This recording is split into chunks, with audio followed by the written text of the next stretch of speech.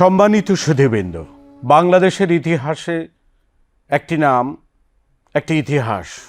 বাংলাদেশের ইতিহাসে উজ্জ্বল নক্ষত্রের নাম হচ্ছে শহীদ প্রেসিডেন্ট জিয়াউর রহমান।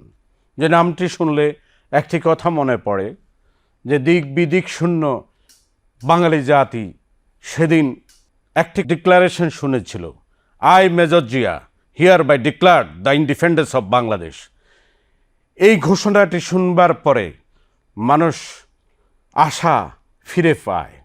নেতৃত্ব শূন্য বাংলাদেশের নেতৃত্বে শহীদ প্রেসিডেন্ট জিয়া রহমানের এই ঘোষণাটি, স্বাধীনতার ঘোষণাটি সেদিন এক উজ্জ্বল ইতিহাস হয়ে রয়েছে। স্বাধীনতার ঘোষণা থেকে রাষ্ট্রপতি জিয়া, জনতার জিয়া, কিন্তু 1981 সালের 30শে মে এই দিনে একটি দুষ্কৃতকারী সেনা সদস্যবৃন্দ দেশি বিদেশি চক্রান্তে রাষ্ট্রপতি জিয়া রহমানকে হত্যা করে। এ হত্যার মাধ্যমে বাংলাদেশের ইতিহাস অন্যদিকে চলে যায়।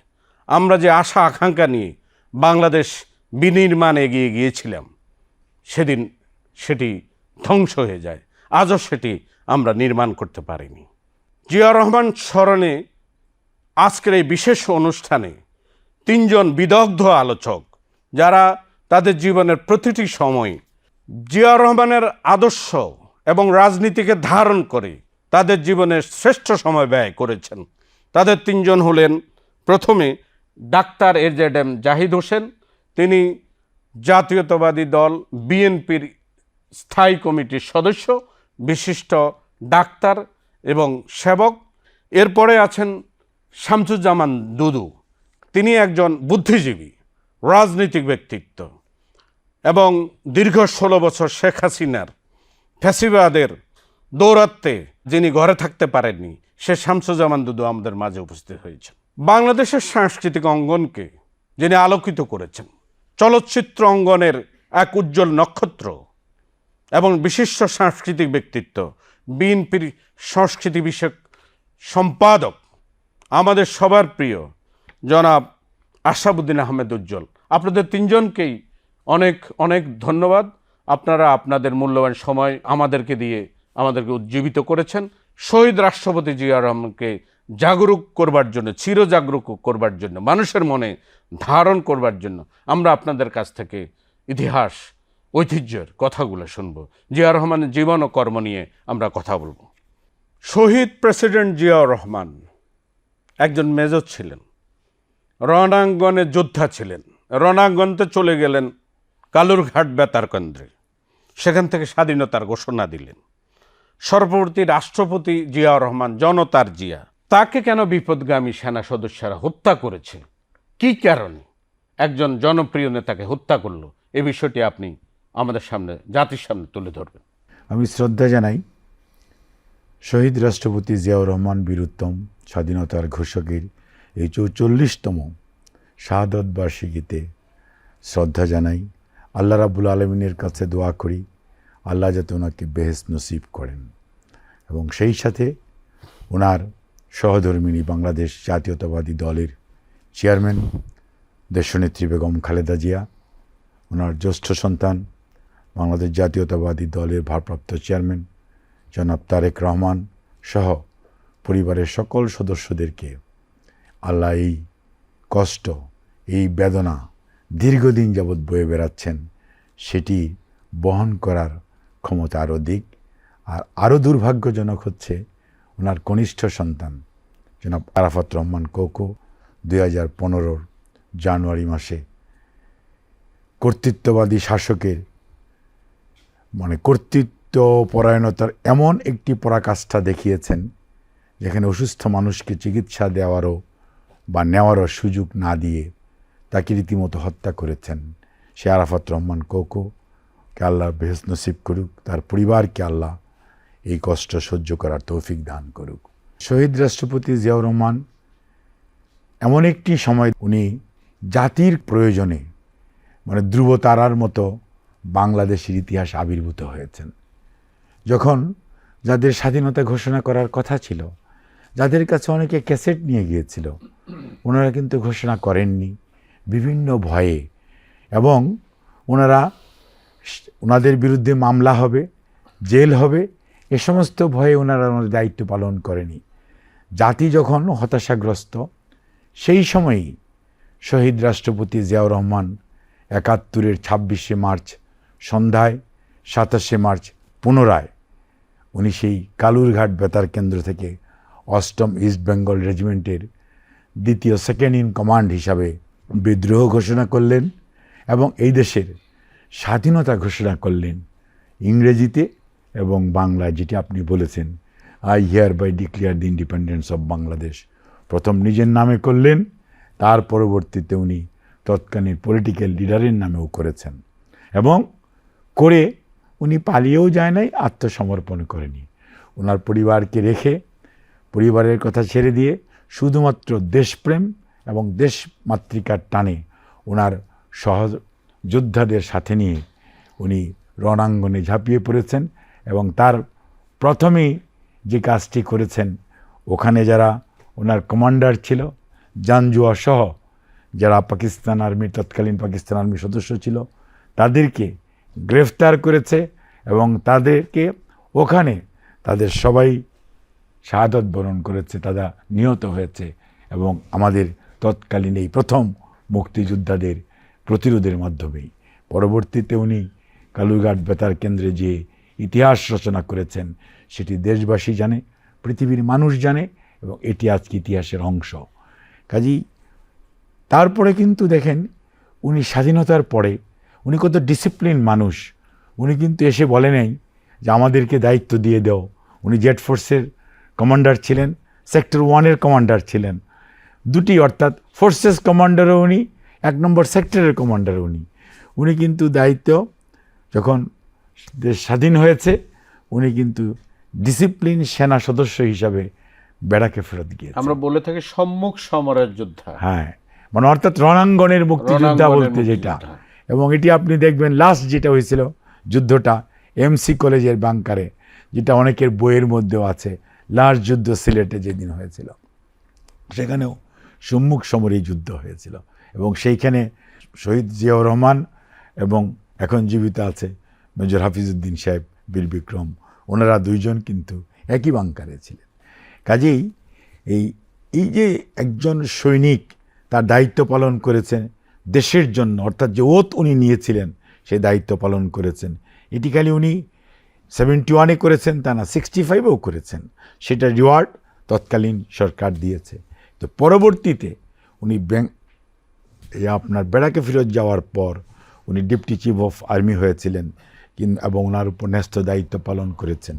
কিন্তু যখন এই দেশে 75-এর পরিবর্তন হলো, গণতন্ত্র তাহলে একদলীয় শাসন ব্যবস্থা গেল, দেশের চরম বিশৃঙ্খলা এবং এই দেশে দুর্ভিক্ষ এবং এই দেশের মানুষ একদলীয় শাসন ব্যবস্থা দেখলো, বাকশাল দেখলো এবং পরবর্তী ইতিহাস আপনাদের আমাদের সবার জানা। এবং 7ই নভেম্বর 75-এ ওনাকে যেভাবে সিপাহী জনতা বন্দি দশা থেকে মুক্ত করে এনে দায়িত্ব দিলেন দেশ পরিচালনার জন্য, অর্থাৎ শহীদ জিয়া নিজে নিজে দায়িত্ব নিয়ে নেয় নাই।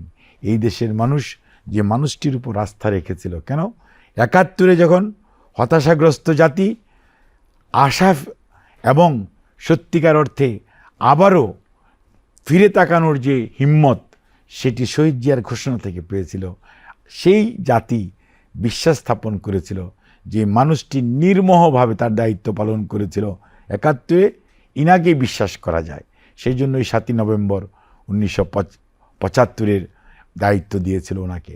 দায়িত্ব পাওয়ার পর একটি তলাহীন ঝুড়ি হিসাবে যেই দেশের খ্যাতি ছিল তার তলা লাগিয়েছেন এবং বাংলাদেশের ইতিহাসে প্রথম চাল রফতানি বলেন, দেশের অর্থনীতি পুনরুদ্ধার বলেন, এদেশের গার্মেন্টস বলেন, এদেশের আপনার আজকে রেমিটেন্স নিয়ে আমরা যুদ্ধ করি, রেমিটেন্স যোদ্ধা বলি, সব কিছুর শুরু শহীদ জিয়ার আমলে। এবং এই দেশকে ডিসিপ্লিন রয়েতে সামনের দিকে এগিয়ে নিয়ে যাওয়ার জন্য যে মানুষটি নিরলসভাবে কাজ করেছেন, সেটি হচ্ছে শহীদ জিয়া। এবং গণতন্ত্র থেকে সংসদীয় গণতন্ত্র সেটি উপহার দিয়েছে। এবং আজকে যে প্রশাসনিক ভিত, আজকের যে 21 ক্যাডার বলেন, 28 ক্যাডার বলেন, আজকের যে ক্যাডার সার্ভিস, অর্থাৎ বাংলাদেশের যে ডিসিপ্লিন রয়েছে একটি আধুনিক বাংলাদেশ সেই রূপান্তরিত করার জন্য যা যা করা দরকার, এই যে ইলেকট্রিফিকেশন বলেন, রুরাল ইলেকট্রিফিকেশন বোর্ড, জিয়া, আপনি যদি বাচ্চাদের যদি মানসিক মনন ডেভেলপমেন্টের কথা বলেন, আপনাদের এখানেই নতুন কুড়ির প্রচলন, শহীদ জিয়া, বাচ্চাদের রিক্রিয়েশনের জন্য, তাদের মনস্তাত্ত্বিক গড়ন বাড়ানোর জন্য, আগামী তাদের জন্য শিশু পার্ক বা এরকম চিন্তা করা, তাদেরকে শিক্ষা দেওয়ার জন্য ভালো ভালো ছেলে মেয়েদেরকে নিয়ে তাদের সাথে দেশের ভবিষ্যৎ নিয়ে কথা বলা শুরু করেছিলেন শহীদ রাষ্ট্রপতি জিয়াউর রহমান। এবং সর্বোপরি যাকে শ্রদ্ধা করা উচিত, আরও মুক্তিযুদ্ধের কথা বলেন, সম্মান দেন নাই মুক্তিযোদ্ধাদের। আজকে যত পদক, স্বাধীনতা পদক বলেন, 21শে পদক বলেন, প্রত্যেকটার প্রচলন শহীদ রাষ্ট্রপতি জিয়াউর রহমান। অর্থাৎ একটি মানুষ অল্প দিনের মাঝেই জনপ্রিয়তার শীর্ষে উঠলেন এবং একটি জাতিকে স্বাবলম্বী করলেন, যেটি আমাদের পার্শ্ববর্তী দেশ সহ আমাদের অনেক প্রতিদ্বন্দ্বিতাকারী দেশ হয়তো ভালো চোখে দেখে নাই। এবং ষড়যন্ত্রকারীরা ষড়যন্ত্র করছিল, সেই ষড়যন্ত্রের বহিঃপ্রকাশ ঘটিয়েছে 30শে মে 1981 চট্টগ্রামে যে বিপদগামী কতিপয় সদস্য, যাদেরকে পরবর্তীতে দেখেন ওই সেনা সদস্যরাই তাদের ব্যাপার ওখানেই সেখানেই, সেটাও হয়তো বা ষড়যন্ত্র হতে পারে, কিন্তু ওখানেই কিন্তু প্রতিহত করেছে। কিন্তু দেখেন, ইতিহাসকে হয়তো ছোট করার চেষ্টা করেছে, জিয়াকে মুছে দেওয়ার চেষ্টা করেছে, কিন্তু শহীদ জিয়ার শাহাদতের পরে বাংলাদেশ নাই, সারা পৃথিবীর ইতিহাসে মানুষের ভালোবাসায় সিক্ত হয়েছেন। সেই আপনার মনে থাকার কথা মানিক মিয়া অ্যাভিনিউর সেই জানাজার কথা, এবং লক্ষ লক্ষ মানুষের সেই চোখের পানি জলতে ভাসিয়ে দিয়ে শহীদ জিয়াকে দাফন করা হয়েছে আজকের চন্দ্রিমা উদ্যানে বা জিয়া উদ্যান যেটা নাম করা হয়েছিল, সেটাকে কেউ কেউ পরবর্তীতে চন্দ্রিমা উদ্যান করেছে, অর্থাৎ জাতীয় সংসদের উত্তর প্লাজায়।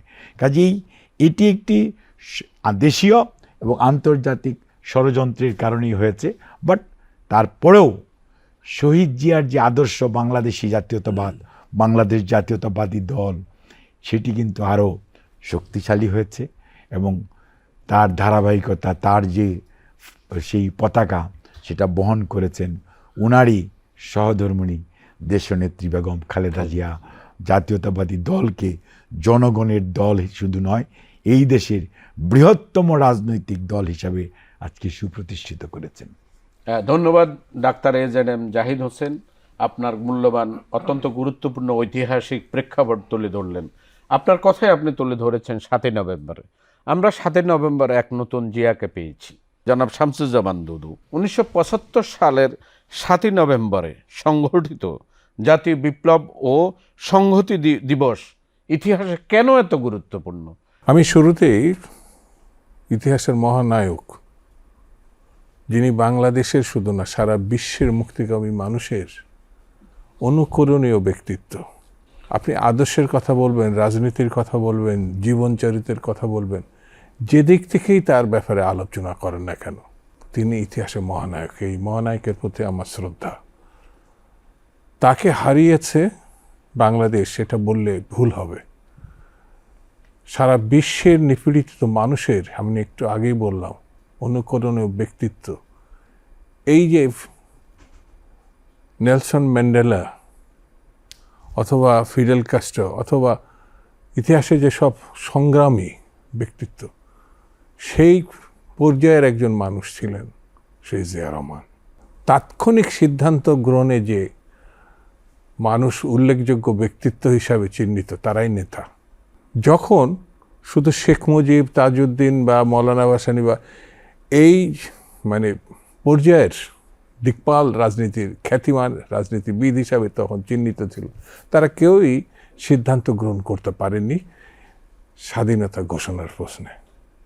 যার কথা কেউ ভাবে নাই, সেই মানুষটি প্রমাণ করেছেন তিনি জাতির ক্রান্তিকালে সব থেকে সংকটকালীন সময়ে তাৎক্ষণিক সিদ্ধান্তে, একক সিদ্ধান্তে তিনি স্বাধীনতা ঘোষণা করেছিলেন। শুধু ঘোষণা, এইটুকু বলে যদি আমি ছেড়ে দিই তাহলে ইতিহাসের সবটুকু বলা হলো না। তিনি রণাঙ্গনে গেলেন, অস্ত্র ধরলেন, সঙ্গীদের নিয়ে তিনি দীর্ঘ 9টি মাস লড়াই করলেন। অনেক তার সহকর্মীরা শহীদ হয়েছেন, তিনি হয়তো শহীদ হতে পারতেন, কিন্তু আল্লাহ তার আয়ুষ্কাল রাখছেন।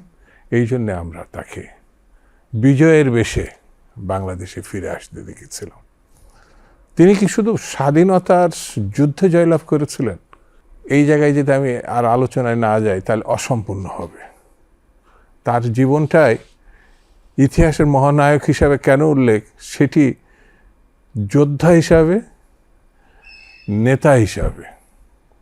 অর্থাৎ তিনি যেমন রণাঙ্গনতে জাহিদ ভাইয়ের বিশ্লেষণে সুশৃঙ্খল জীবনের, তিনি আবার ফিরে গেলেন সেনাবাহিনীতে। তাকে অপমান করা হয়েছিল সেই সময় আমার বিবেচনায়। তিনি সেনাপ্রধান হবেন, তিনি ঘোষক, কিন্তু যাকে সেনাপ্রধান করা হল এবং তাকে ডেপুটি হিসাবে উপসেনা প্রধান, কিন্তু তিনি কোনো বিতর্কে অংশগ্রহণ করেননি, কখনই তিনি এই ব্যাপারটা নিয়ে কথা বলেননি। কিন্তু মহাকাল তো তার অপেক্ষায় ছিল। এবং সেই সময় যে মেজর জেনারেল শফিউল্লাহ সম্ভবত সেনাপ্রধান, তিনিও স্বীকার করেছেন এক বইয়ে, তাকে সেনাপ্রধান না করে ওই সময় প্রাপ্যটা ছিল শহীদ জিয়া রহমান। এটা কিন্তু তিনি নিজে তার একটা বইয়ে উল্লেখ করেছেন। সেই ঘটনার মধ্যে দিয়ে যারা রাজনৈতিক নেতৃত্ব গ্রহণ করলেন ৭২ পরবর্তীতে, তারা রক্ষীবাহিনী করেছিলেন, তারাই দুর্ভিক্ষ সৃষ্টি করেছিলেন, ৪০,০০০ নেতাকর্মীকে হত্যা করেছিলেন। একটা মর্মান্তিক বাংলাদেশ, যেটা শহীদ জিয়া রহমান যুদ্ধ করেছিলেন, মুক্তিযোদ্ধারা যুদ্ধ করেছিলেন, লক্ষ লক্ষ মানুষ শহীদ হয়েছিলেন, সেই বাংলাদেশ কিন্তু পাওয়া গেল না। ৩.৫ বছরের মধ্যে একটা মহা বিপর্যয়কর একটা পরিস্থিতির কারণেই কিন্তু ১৫ই আগস্টের সৃষ্টি, ব্যর্থতার কারণেই কিন্তু ১৫ই আগস্ট সৃষ্টি, এবং ইতিহাসে গণতন্ত্রের বিপক্ষে একদলীয় শাসন আনার কারণেই কিন্তু ১৫ই আগস্টের জন্ম। এই ১৫ই আগস্টের পরে ৩রা November, August, September, October, November, যারা ১৫ই আগস্ট অ্যাকসেপ্ট করতে পারে নাই, তারা ৩রা নভেম্বরে সামরিক অভ্যুত্থান করেছিলেন, যার খুব বেশি ৩ থেকে ৪ দিন স্থায়ী হয়েছিল। ৩ থেকে ৭। এবং ৭ তারিখে শহীদ জিয়া রহমান তখন সেনাপ্রধান থেকে তাকে গৃহবন্দী করা হয়। তার ব্যাজ খুলে নিয়ে আরেকজন সেনাপ্রধান হয়ে ৩ দিন তার স্থায়ী হয়। সিপাহী এবং জনগণ তাকে কাঁধে করে রাস্তায় নিয়ে আসে। এখানে শুধু সামরিক ব্যক্তিত্ব না, কিন্তু 71-এ যেমন মুক্তিযোদ্ধা সাধারণ শুধু সেনাবাহিনীর একটা প্রক্রিয়া ছিল না, সেখানে জনতারও একটা ঘটনা ছিল। ঠিক ৭ নভেম্বরে সেনা এবং জনতা একসঙ্গে হয়ে ৭ নভেম্বরে আপনার একারে 71 আরেকটি নতুন বাংলাদেশ, যে গণতন্ত্রের আকাঙ্ক্ষায় মুক্তিযুদ্ধ, ৭ নভেম্বরে আবার ওই গণতন্ত্রেই আবার ফিরে যাওয়ার একটা উদ্যোগ। এবং আপনি দেখেন সকল রাজনৈতিক দল, যেটা শেখ মুজিব বাতিল করেছিলেন, আওয়ামী লীগ সহ, সেটা সব ফিরিয়ে দিলেন তিনি। সকল সংবাদপত্র ৪টি বাদে যেটা সব নিষিদ্ধ করেছেন তিনি ফিরিয়ে দিলেন। বাকশালের মধ্যে দিয়ে সব কেড়ে নিয়েছিল। সেখানে স্লোগান উঠেছিল, এক নেতা এক দেশ, বঙ্গবন্ধুর বাংলাদেশ। তার মানে আর কিছু নেই। যদিও সেই সময় বিকৃতভাবে একটা স্লোগান উঠছিল, আমরা জানি না আপনার এটা, আমরা সেই সময় শুনেছি, এক নেতা এক দেশ, বঙ্গবল্টুর বাংলাদেশ। এটা বিকৃতির একটা বিকৃতি। কিন্তু ৭ নভেম্বরের পরে যে পরিবর্তনের সম্ভাবনা, সেই সম্ভাবনার মধ্য দিয়ে কিন্তু একসময় বাংলাদেশের জাতীয়তাবাদী দলের জন্ম।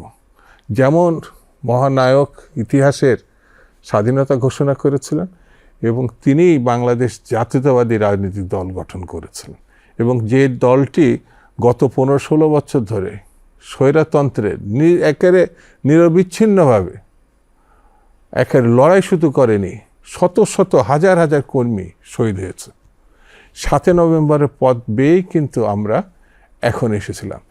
যেমন জাহিদ ভাই উল্লেখ করেছেন যে শহীদ জিয়াকে হারানোর যে বেদনা, ধরেন বেগম খালেদা জিয়ার প্রিয়তম স্বামী হারিয়েছেন, যেমন মানে তারেক রহমান এবং কোকো তার পিতাকে, শ্রদ্ধা বাবাকে হারিয়েছে, কিন্তু জাতি হারিয়েছিল সেদিন তার নেতাকে, মহানায়ককে।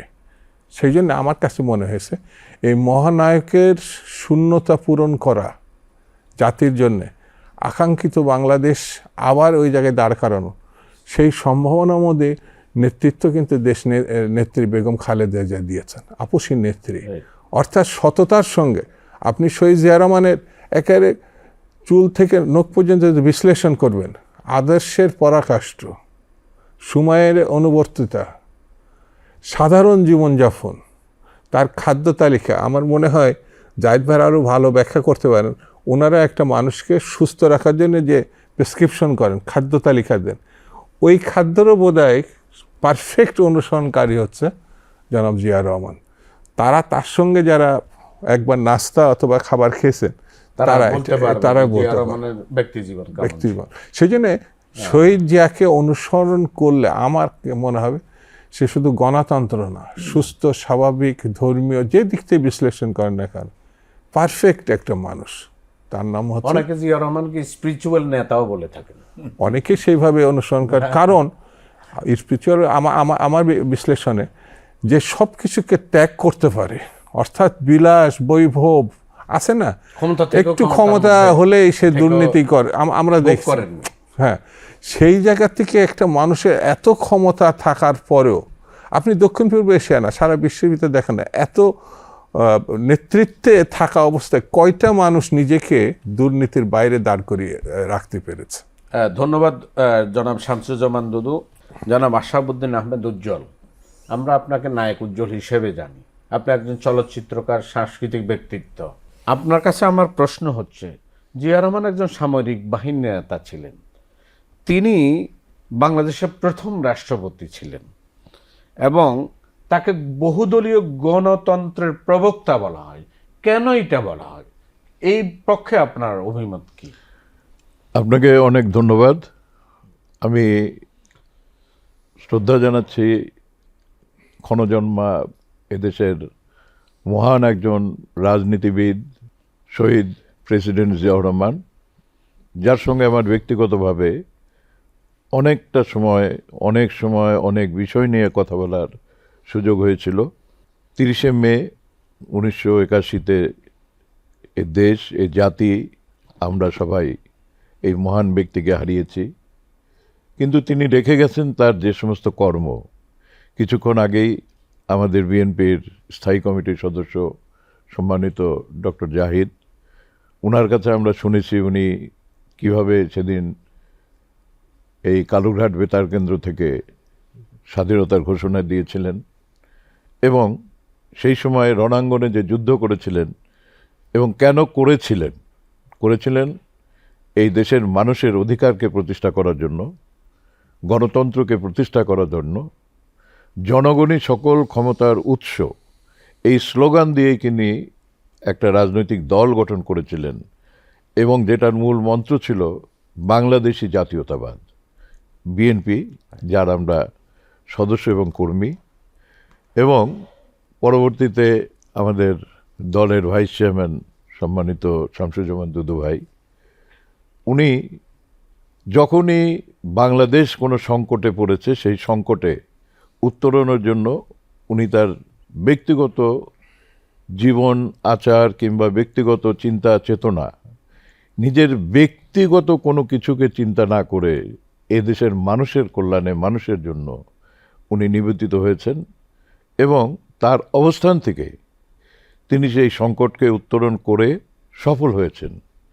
এবং সেই সফলটা হয়েছেন কেন, সেটারও দুদুভাই কিছু কথা বলেছেন। তার ব্যক্তিজীবন, তার সরলতা, তার ডেডিকেশন, তার যে পারসিভিয়ারেন্স এবং সামরিক বাহিনীর একজন সদস্য হয়ে, সৈনিক হয়ে উনি দেশের স্বাধীনতার জন্য এবং দেশের মানুষের মুক্তির জন্য উনি সংগ্রাম করেছিলেন, রণাঙ্গনে লড়াই করেছিলেন।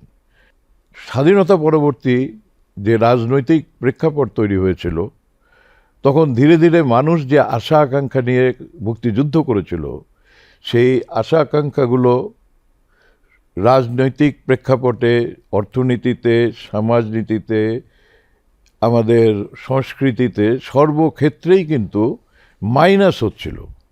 আমরা যে লক্ষ্যে, যে উদ্দেশ্যে এই মুক্তিযুদ্ধ করেছিলাম, ধীরে ধীরে সেগুলো হারিয়ে যেতে বসেছিল এবং এক নায়কত্ব তৈরি হতে চলেছিল, যেটাকে আমরা বাকশাল বলে অভিহিত করি।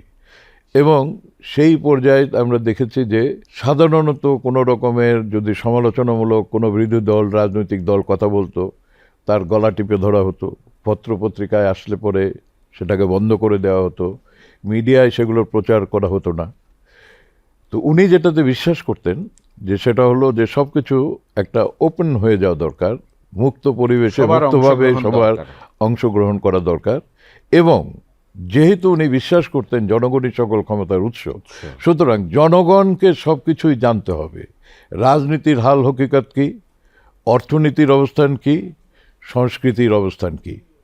কিন্তু আমরা সেই সময়ে যে প্রেক্ষাপট দেখেছি, এগুলোকে যখন এই ধীরে ধীরে ধীরে ধীরে সব কিছু হয়ে যাচ্ছিল, জিয়াউর রহমান যখন আসেন এবং রাষ্ট্রের পরিচালনার দায়িত্ব গ্রহণ করেন, তখন তিনি অনুভব করেন ধীরে ধীরে এই সব কিছুকে উন্মুক্ত করতে হবে। এবং আমাদের দেশে যে কথাটা আপনি আমাকে প্রশ্ন করলেন যে বহুদলীয় গণতন্ত্র, কারণ হচ্ছে যে যদি পার্টি রাইট, পার্টির যদি সেই ডেমোক্রেটিক প্রসেসের ভিতর দিয়ে বহুদলীয় কথা বলার সুযোগ না থাকে, বাকশাল কায়েম করেছিল, যেটা গত 16 বছর তার মেয়ে করেছে। সুতরাং এইটার যে একটা নেগেটিভ ইম্প্যাক্ট হয় অন দ্য নেশন এবং পিপলের কাছে, সেইটার জন্যই উনি এটাকে পুনরুদ্ধার করার জন্য বহুদলীয় গণতন্ত্রের প্রথাটা চালু করেছিলেন। ধন্যবাদ জনাব নায়েক উজ্জ্বল। ডাক্তার এজেডএম জাহিদ হোসেন, আপনি দীর্ঘ পথ পরিক্রমায় বেগম খালেদা জিয়া, যিনি জিয়া রহমানের উত্তরসূরি, জিয়া রহমানের আদর্শকে ধারণ করছেন, তাকে সেবা শুশ্রূষা দিয়েছেন, আপনি তার পাশেই ছিলেন। আবার তাকে নিয়ে আমরা বিদেশেও গিয়েছিলেন, লন্ডনে গিয়েছেন উচ্চ চিকিৎসার জন্য। মুসলিম দেশগুলোর মধ্যে ঐক্য প্রতিষ্ঠায় এবং আন্তর্জাতিক পরিমণ্ডলে জিয়া রহমানের শক্তিশালী একটি ভিত রচনা করেছিলেন। ঐতিহাসিকভাবে সত্য এই কথার মূল্যায়ন আপনার কাছে কি? আপনি কিভাবে দেখেন এই বিষয়টি? আমি একটা ছোট্ট উদাহরণ দিয়ে শুরু করতে চাই। দেশনেত্রী বেগম খালেদা জিয়া যখন অসুস্থ, আমরা বারবার ওনার পরিবারের পক্ষ থেকে বিদেশে চিকিৎসার জন্য চিকিৎসকদের পরামর্শক্রমে নিবেদন করা হয়েছে। কর্তৃত্ববাদী শাসক কোনো অবস্থাতেই দিতে দেয় নাই, বরঞ্চ কোনো কোনো ক্ষেত্রে বিদ্রূপ করেছে। আর আল্লাহর কি অশেষ মেহেরবানি, 5ই আগস্টের পরে অর্থাৎ 36শে জুলাই 24-এর পরে উনি যখন বিদেশ যেতে চেয়েছেন এবং কোর্টের মামলাগুলিও যখন খালাস হয়ে গিয়েছে, বিদেশেও যেমন উনি যাওয়ার লন্ডন ক্লিনিক ওনাকে অফার দিয়েছে। সবচেয়ে আশ্চর্য লাগে কাতার গভর্নমেন্ট ক্ষমতায় নাই, কাতার গভর্নমেন্ট এর কাতারের আমির এবং সরকারকে আমরা ধন্যবাদ দিতে হয় যে তারা আমাদের আবেদনের আগেই তারা বরঞ্চ আগ্রহ প্রকাশ করেছে আমাদের রয়্যাল এয়ার অ্যাম্বুলেন্সটা আমরা ওনাকে দিতে চাই সার্ভিস দেওয়ার জন্য। পুরো জাতি কিন্তু আশ্চর্য হয়ে গেছে। মানে ইট ইজ নট দ্যাট যে, অর্থাৎ জিয়াউর রহমান স্যার মুসলিম ওয়ার্ল্ডের কাছে কতটুকু গ্রহণযোগ্য ছিলেন। আপনি যদি 75-এর পরবর্তী সময় দেখেন, অনেক মুসলিম দেশ, সৌদি আরব সহ অনেকেই বাংলাদেশকে স্বীকৃতি দিয়েছে এই জিয়াউর রহমান স্যারের প্রচেষ্টার কারণেই, অবদানের কারণেই। এবং সর্বোপরি আজকে যে আমাদের লক্ষ লক্ষ ভাই বোনেরা গালফ স্টেটগুলোতে, মধ্যপ্রাচ্যে, মুসলিম দেশগুলোতে আজকে তারা রেমিটেন্স যোদ্ধা হিসাবে বিভিন্ন ট্রেডে কাজ করছে, সেটি শুরু করেছিলেন শহীদ রাষ্ট্রপতি জিয়াউর রহমান। ইরান ইরাক যুদ্ধের সময় উনি যে আরবিট্রেশনের জন্য যে কমিটি হয়েছিল আহমেদ সেকুতুরের সাথে, সেই কমিটির সদস্য ছিলেন শহীদ রাষ্ট্রপতি জিয়াউর রহমান। অর্থাৎ মুসলিম ওয়ার্ল্ডে ওনার লিডারশিপ কতটুকু এস্টাবলিশড হয়েছিল সেটি প্রমাণ করে। আরেকটি জিনিস দেখেন, একটি মানুষ কত সুদূর প্রসারী চিন্তা করে। যারা হজ করতে যায় আরাফাতের ময়দানে দেখবেন ওরা বলে জিয়াট্রি, আমরা চিন্তাও করি নাই, আমরাও হজ করতে গেছি, আপনারা হয়তো অনেকেই গিয়েছেন। এবং সেই আরাফাতের ময়দানে সেই আমাদের দেশের যে নিম গাছ, সেটি হচ্ছে সেখানে তারা বলে জিয়াট্রি। অর্থাৎ মানুষের মণিকোঠায় শুধু ঢুকা না, কীভাবে একটি রাষ্ট্রকে এবং দেশি মুসলিম উম্মাকে কিভাবে তাদের মন জয় করা যায় এবং তাদেরকে কিভাবে সার্ভিস দেওয়া যায়, সেটি কিন্তু শহীদ রাষ্ট্রপতি জিয়াউর রহমান ওই সময় দেখিয়েছেন। তার মানে মরুময় আরাফাত ময়দানে সবুজায়ন করবার কাজে এই যে সবুজায়ন, এবং এটি শুধু করি উনি আরাফাতে করেছে তা না, আজকের যে বৃক্ষরোপণ কর্মসূচি এটি শহীদ রাষ্ট্রপতি জিয়াউর রহমানের অবদান। তখন উনি প্রত্যেক বৎসর বাংলাদেশে বৃক্ষরোপণ কর্মসূচির যে প্রচলন, অর্থাৎ আজকের যে আমরা বলি জলবায়ুর যে সমস্যা, অর্থাৎ পৃথিবীর যে টেম্পারেচার উষ্ণতা বেড়ে যাচ্ছে, সেটির তিনি চিন্তা করেছেন কত আগে। কাজেই একজন দূরদর্শী রাজনীতিবিদ, রাষ্ট্রনায়ক দেশের জন্য কতটুকু চিন্তা করেছেন। আন্তর্জাতিক পরিমণ্ডলে দেখেন এই যে নিরাপত্তা পরিষদ, এই নিরাপত্তা পরিষদে ডাইরেক্ট ভোটে জাপানের মতো একটি উন্নত অর্থনৈতিক শক্তিশালী দেশকে ভোটের মাধ্যমে পরাজিত করেছে বাংলাদেশ। এই পার্শ্ববর্তী দেশ ইন্ডিয়া ফরাক্কা নিয়ে কত কথা হয়, কত আলোচনা হয়, কত কিছু দিয়ে দিয়েছে, কিন্তু ফরাক্কা চুক্তি গ্যারান্টি ক্লজ সহ ওই সময় করতে পেরেছিলেন শহীদ রাষ্ট্রপতি জিয়াউর রহমান। উনি জানেন কিভাবে যুদ্ধ করতে হয়, ওটা যেমন জানতেন, দেশ কিভাবে পুনর্গঠন করতে হয় জানতেন, ডিপ্লোমেসি আন্তর্জাতিক পর্যায়ে করে বাংলাদেশের মাথা কিভাবে পথ করে পৃথিবীর মানচিত্রে মানে উঠতে পারবে ও তাদের বাংলাদেশের মানুষ যাতে মাথা উঁচু করে দাঁড়াতে পারে সেটিও শিখিয়েছেন শহীদ রাষ্ট্রপতি জিয়াউর রহমান। আর এই বাংলাদেশ ছোট দেশ এবং এই সাবকন্টিনেন্টে অনেক ছোট ছোট কান্ট্রি আছে বৃহৎ আমাদের প্রতিবেশীর পাশে, তাদেরকে কিভাবে, তাদের মধ্যে কিভাবে মেলবন্ধনটা আরও সুদৃঢ় করা যায়, সেজন্যই সার্কের স্বপ্নদ্রষ্টা শহীদ রাষ্ট্রপতি জিয়াউর রহমান। অর্থাৎ জিয়াউর রহমান স্যার শুধুমাত্র মুসলিম উম্মার মধ্যে বা মুসলিম কান্ট্রির মধ্যেই যে উনি ওনার অবদান সেটি রেখেছেন তাই নয়, তারপরেও দেখেন আল্লাহ রাব্বুল আলামিন ওনাকে কত সৌভাগ্যবান করেছে। যখন কাবা শরীফে বাইতুল্লাতে যখন ধোয়া হয়, তখন সেই দেশের রাজা, তখন আপনার বাদশাহ বিভিন্ন দেশের রাষ্ট্রপ্রধানদেরকে ডাকে, সেই সৌভাগ্যবানদের একজন শহীদ রাষ্ট্রপতি জিয়াউর রহমান বীরুত্তম।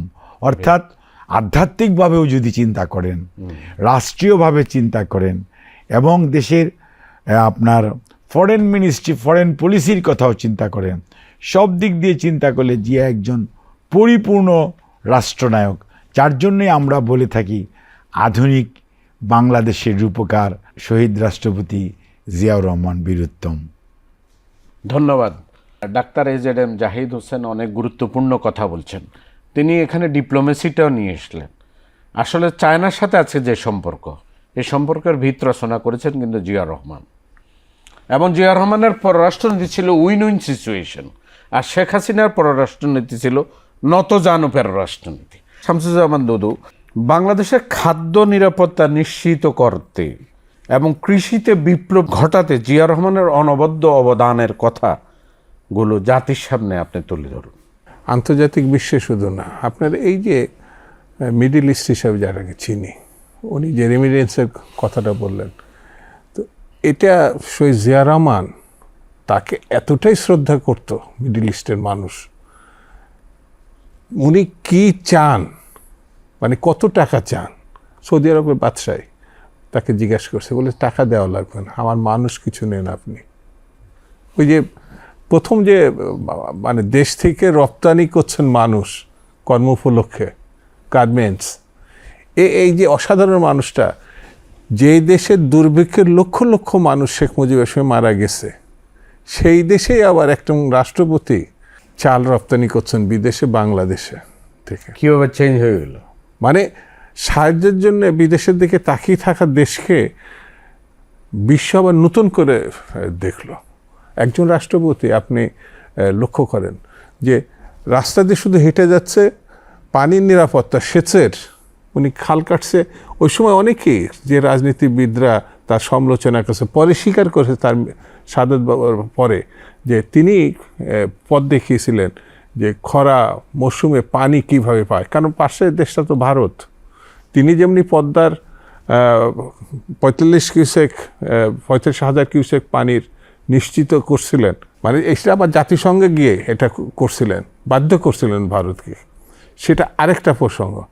খাল কাটার মধ্য দিয়ে কী করে পানি সংরক্ষণ করতে হবে এবং কৃষিতে ব্যবহার করতে হবে সেই পথও দেখিয়েছেন জিয়া রহমান। রাইট। একজন রাষ্ট্রপতি দেখবেন বিখ্যাত ছবি আছেন, উজ্জ্বল ভাই বোধহয় জাহিদ ভাইয়ের মনে হচ্ছে, সিগারেট খাচ্ছেন, এই পাইপ খাচ্ছেন, এই ছবি। আর উনার বিখ্যাত ছবি হচ্ছে কোদাল কুদাল না, কাদামাটির সঙ্গে একজন রাষ্ট্রপতি তার সংযোগ। হ্যাঁ জুতা পোশাকে রয়েছে, জমির আলে বসে কৃষকের সঙ্গে কথা বলছেন। এই ছবি যদি কোনো রাষ্ট্রপতির আপনার থাকে সেটা শহীদ জিয়া রহমান। আমি ওনার সঙ্গে হেঁটেছি আমার এলাকায়, আমি তখন ছাত্র রাজনীতি করি আমার এলাকায়, উনি খাল কাটা। সেই সময় প্রধানমন্ত্রী ছিলেন শাহ আজিজুর রহমান। আমাকে বললো দুদু তুমি ইয়েতে থাকো, শাহ সাহেবের সঙ্গে থাকো, কারণ উনি যে স্পিডে হাঁটছেন, শাহ আজিজুর রহমানের তো বয়স্ক মানুষ, হাঁটতে পারছেন না। তখন উনি বললেন যে দুদু এই বয়সে আমাদেরকে হাঁটা সম্ভব? প্রেসিডেন্ট মানে সাধারণ মানুষের সঙ্গে হাঁটছেন, এই হাঁটা স্বাভাবিক হাঁটছে আর আমরা দৌড়াচ্ছি। হ্যাঁ দৌড়াচ্ছে। তো আমি কেন মনে হয়েছে যে পুরা গ্রামবাসী, ছাত্র, যুবক, শ্রমিক, কৃষক সব রাস্তায় নেমে এসছে আমার এলাকাটা।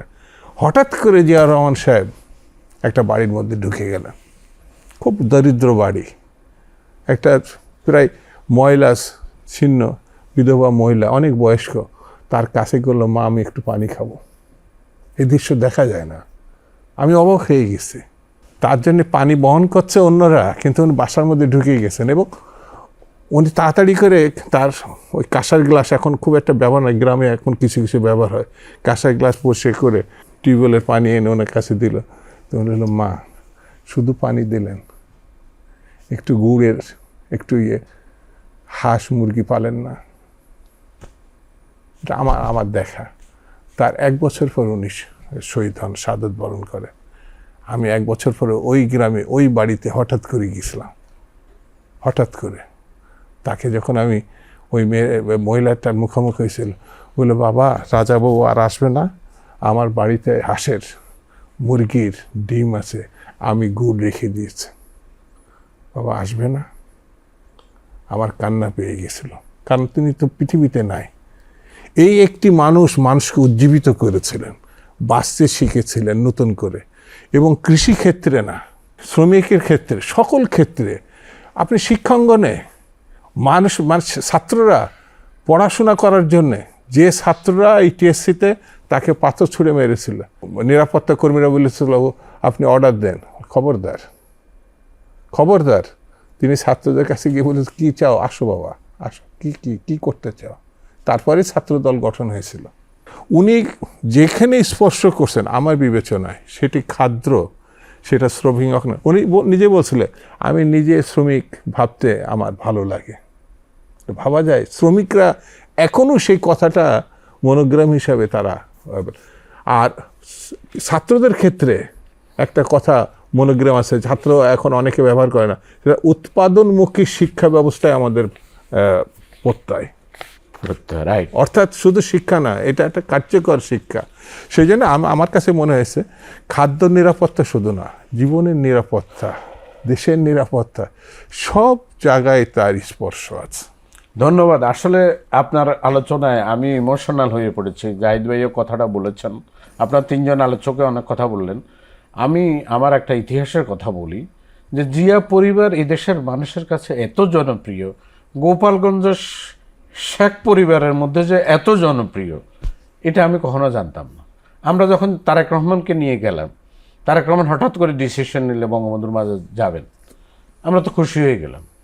তখন স্টেডিয়ামে গোপালগঞ্জের হিন্দুরা দেখে, তারেক রহমানকে দেখে তারা পাগল হয়ে গেছে। মানে এটা একটা ঐতিহাসিক ঘটনা ঘটছে।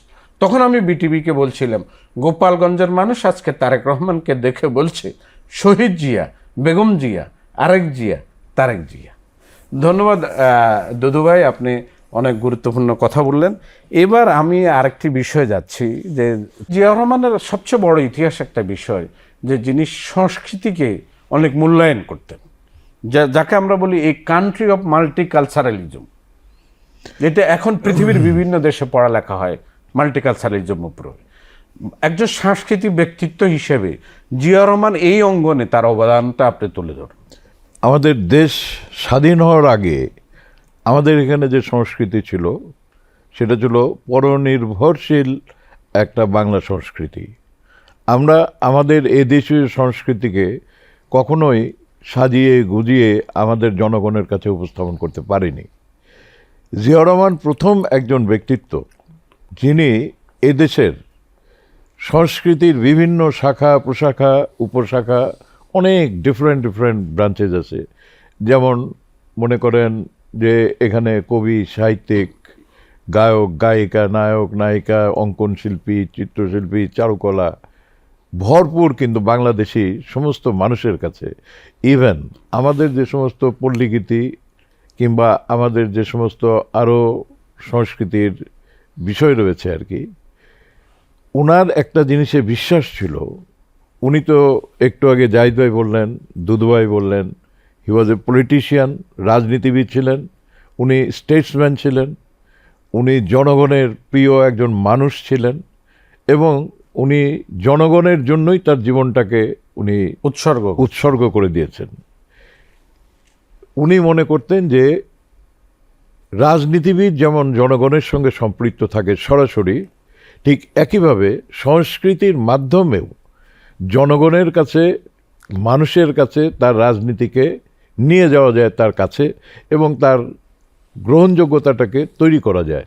যেভাবে এই একটু আগে দুদুভাই যে ইমোশনাল একটা গল্প করলেন পানি খাওয়ার ব্যাপার নিয়ে, কিংবা আপনি একটা করলেন, তারপরে আন্তর্জাতিকভাবে সেই আমরা যে সৌদি আরবে জিয়া ট্রির যে বিষয়গুলি আমরা জানি, ইভেন আর একটা বিষয় আপনার চিন্তা করা যেটা আমি সংযোজন করতে চাই, যে আমাদের চন্দ্রিমা উদ্যানে শহীদ জিয়া যেখানে আজ ঘুমিয়ে আছেন, সেটাকে কিন্তু উঠানোর জন্য কত রকমের প্রক্রিয়া স্বৈরাচার সরকার করেছে, কিন্তু সেটা পারেনি এবং সেটা কোনো দিনই সেটা সফল হতে পারবে না, কারণ তার উপরে আল্লাহ তাআলার রহমত আছে। একটা ছোট্ট ঘটনা বলি আমি, ঝটিকা সফর হতো তখন, উনি পলিটিক্যালি এই 2 কিলোমিটার 3 কিলোমিটার পরপর ট্রেনে করে যেতেন এবং বিভিন্ন জায়গায় মানে ওই নামতেন, স্টেশনে একটু কথা বলতেন। উত্তরবঙ্গ সফর করছিলেন আপ টু বগুড়া। তো সেই সময় আমি একটা ফিল্মের শুটিংয়ে সান্তাহারে ছিলাম।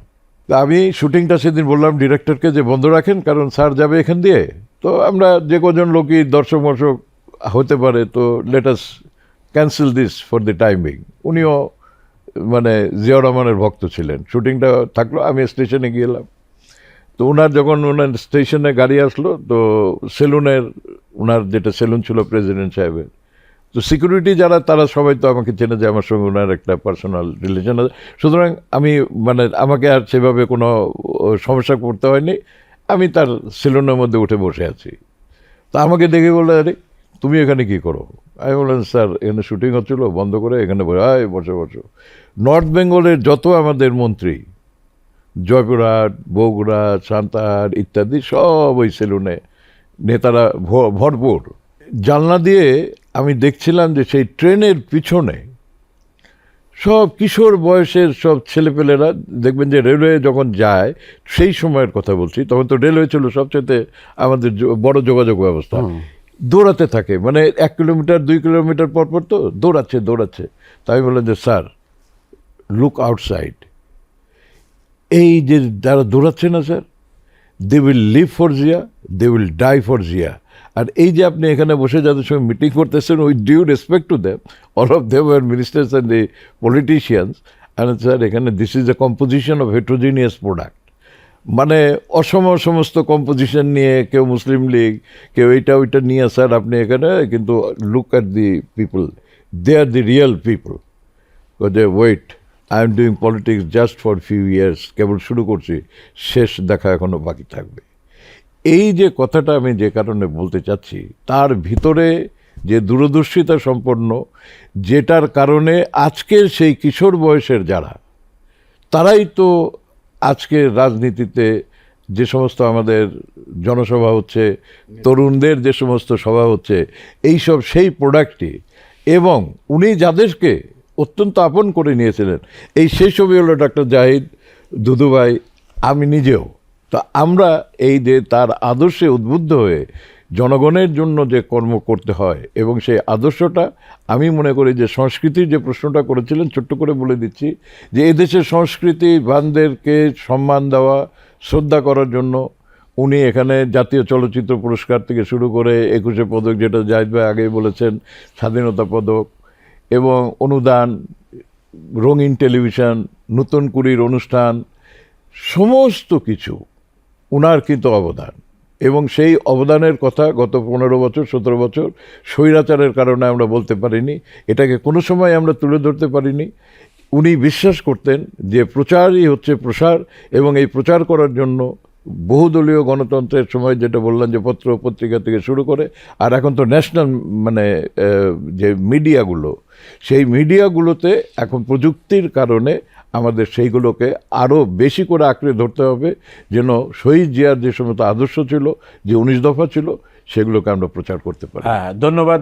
আগামীর তরুণ প্রজন্মকে উদ্বুদ্ধ করবার জন্য আপনারা কাজ করছেন। জিয়াউর রহমানের আদর্শকে তরুণ প্রজন্মের কাছে নিতে আপনাদের সাজেশন, পরামর্শ কি?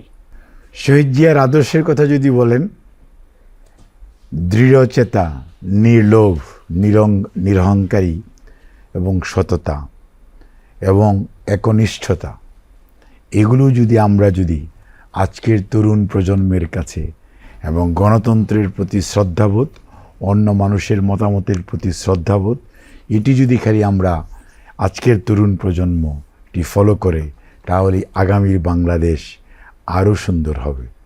ধন্যবাদ জাহিদ ভাই। দুদু ভাই, আমি আপনার জাহিদ কাছে ভাইয়ের same সঙ্গে একটু যুক্ত করছি।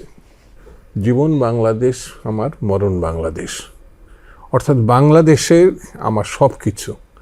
এই বিশ্বাসটা, এই আদর্শটা গ্রহণ করতে হবে, যেটা এখন জনাব তারেক রহমান সাহেব বলছেন, সর্বাগ্রে বাংলাদেশ, সবার আগে বাংলাদেশ। এই বাংলাদেশের চিত্রটাকে আমরা যদি ধারণ করতে পারি, সচিব সজল বাংলাদেশ। দুদু ভাই, জিয়া রহমান দিয়েছিলেন 19 দফা, তারেক রহমান দিয়েছিলেন আবার 31 দফা। 19 দফার ব্যাপক চিত্র, এটাকে ধ্বংস করেছে গত সরকার। যারা জিয়া রহমান মুক্তিযোদ্ধা, স্বাধীনতা ঘোষক, এটাই মানতে চায়নি, তাকে পাকিস্তানি চর বলে অপবাদে বিদ্ধ করেছে। এদের হাত থেকে বাংলাদেশ বাঁচার জন্যে যেটাকে তছনছ করেছে, মেরামতের বাংলাদেশ, সেটা হলো 31 দফা। যোগ্য পিতার যোগ্য সন্তান, আমি বলবো যোগ্য নেতার যোগ্য নেতৃত্ব, তারেক রহমানের পথকে অনুসরণ যদি আমরা করতে পারি, এর মধ্য দিয়ে আমরা শহীদ জিয়ার বাংলাদেশটাকে আবার ফিরিয়ে আনতে পারবো। ধন্যবাদ। উজ্জ্বল ভাই, একই প্রশ্ন, তরুণ প্রজন্মকে আকর্ষণ করবার জন্য জিয়ার আদর্শ কতটুকু প্রয়োজন মনে করছে? ওনারা তো জিয়াউর রহমানের সরলতা, তার নৈতিকতা, তার যা যা গুণাবলী একজন মানুষের হওয়া দরকার যখন এই পৃথিবী আধুনিক হয়নি, সে সম্পর্কে বলেছেন। আমি যে কথাটা বলতে চাই, বর্তমান নতুন যে প্রজন্ম আছে তাদেরকে বলতে হবে যে বস্তুনিষ্ঠ যে সমস্ত অর্জনগুলির দিকে মানুষ তাকিয়ে থাকে, সেগুলোকে পরিহার করে, আমি বলছি গাড়ি বাড়ি, অর্থ, টাকা পয়সা, ধন দৌলত, এই সমস্ত যে রাজনীতি করে অর্জন করতে হবে, এটা পরিহার করতে হবে। কারণ স্বৈরাচারের আমলে আমরা যে ইতিহাস দেখি কিংবা যে সমস্ত বিষয় দেখি, সেটা দেখে তরুণ প্রজন্মকে সতর্ক হতে হবে।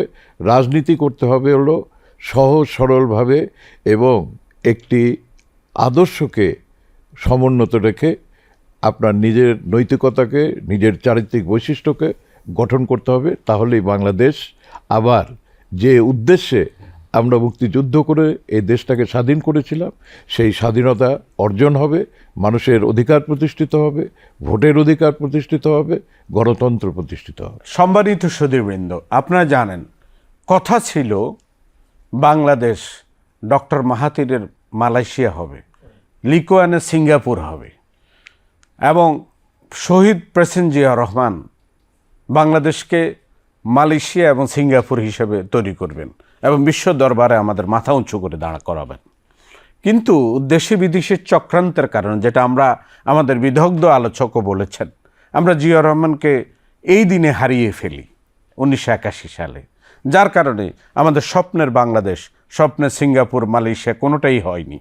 আশা করি আগামী রাষ্ট্রনায়ক তারেক রহমান যে 31 দফা দিয়েছেন, জিয়া রহমানের আদর্শকে ধারাকে প্রবাহিত করে আগামী রাষ্ট্রনায়কের চিন্তা চেতনাকে এগিয়ে নেবেন আজকের এই নেতৃবৃন্দ। এবং আপনারা আজকে আমাদের এই জিয়া রহমানের এই শাহাদাত বার্ষিকীর অনুষ্ঠানকে আলোকিত করার জন্য আপনাদেরকে শুভেচ্ছা এবং স্বাগত জানিয়ে আজকের মতো এখানেই বিদায় নিচ্ছি। সবাইকে ধন্যবাদ।